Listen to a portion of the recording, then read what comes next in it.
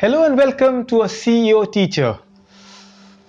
Hold on, don't look at the smiley here. I'm just not like this. I'm very stressed. I'm very angry and frustrated here.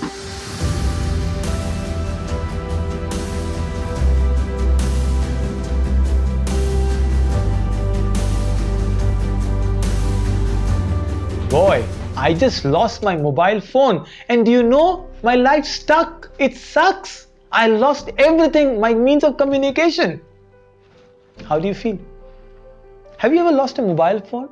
Forget losing. Have you lost connection and you wanted to really call somebody? Or perhaps the Wi-Fi was not there? Isn't it so strange? Today we feel offended at our guest when we go to somebody's house and they don't offer us water, we are fine with it. But they don't offer us their Wi-Fi password? Boy, we'll never go to the house again. You see, stress is everywhere.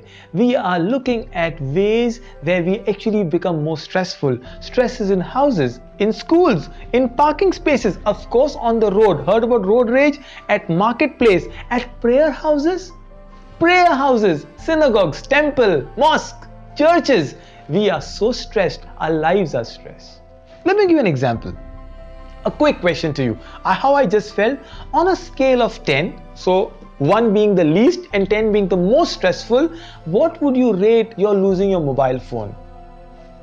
Did I hear 10? 100% 10. Or maybe some of you said 8, 9. Anybody said 1, 2? Very unlikely. That's what stress is doing. Losing a mobile phone is almost 9 and 10 to some of us on the scale of how stressful it is. And why not? Mobiles are an important gadget. We owe our lives to our mobiles. We will not be able to digest our food if we can't check the WhatsApp message. I'm being sarcastic, I know that, but let me give you a real example. This is about Arun, a good friend of mine. So Arun decides to take his family on a vacation. So his wife, his 2 kids, they are now sailing, and this is one of the best vacation the kids can ever think of. The father is there. And Arun had an urgent phone call to receive. So it was almost midday, around 12ish, so noon, and suddenly Arun checks his mobile and hold on, there is no signal. No signal, and Arun says that's the end of the vacation. He is angry, he's shouting at his kids, he's telling his wife to go mind her own business, he's not enjoying. And this happened the entire time. By the time they reached the shore, the vacation was ruined. What happened? What did Arun just do? You know, we have these situations where it could be us in a car and we're stuck at the traffic.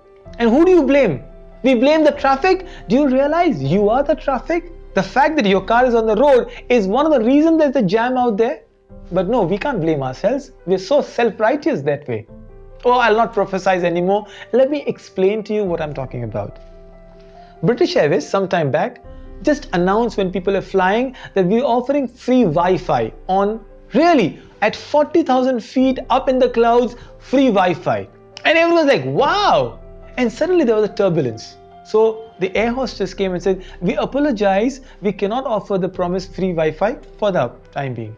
And there's a passenger in the next seat who is completely angry. He's like, what? I hate, I'll never fly British Airways. Thank God it wasn't Air India. But what? There was a privilege you never knew existed. It just came, and by some coincidence it went away, and here you are blaming the entire airline for it. This is what happens with our lives. You know, I've got these gadgets around with me. Let me play with some of them. You feel stressful? The spinners are good. No, I'm a good advocate of it. By the way, I've got lovely ones. There is this Captain America shield. I'll tell you what. You know, what is really stress? Stress is a gap between the expected and the actual happening. So you expected a certain thing. You expected your family to be host to be very good. You expected the things to go. You expected the roads to be clear. And then actually there was a jam out there. Actually the signal lost. Actually the Wi-Fi didn't work. Actually the downloading didn't happen.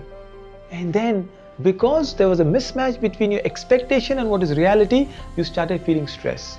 So often it happens in school. I expected a salary hike, I didn't get it. I'm stressed, I'm angry, I'm frustrated.